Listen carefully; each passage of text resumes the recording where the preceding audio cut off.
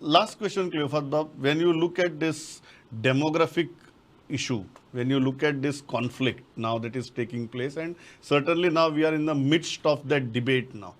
Uh, how do you see Goan society or Goan polity in next 10 years? Because we are getting overwhelmed by the numbers. Legally, constitutionally, we cannot make a distinction like that.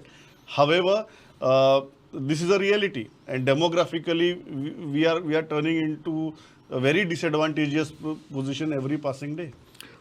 I think there may not be solution to that issue because we are part of the country. Our citizenship is one, and then people who wish to be at a place where they work, they wish to have their voting card here because their residence is here. I don't think we can take a stand. See, no country in the world stops its residents from buying a house in their own country. I can understand this argument if we were citizens of Goa. And this is not done in Pakistan. This is not done in Bangladesh, that one person cannot settle elsewhere. This is not the done thing.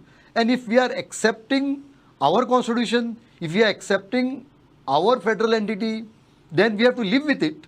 But at the same time, we can all be united and face this onslaught of what he fears, an attack on our culture.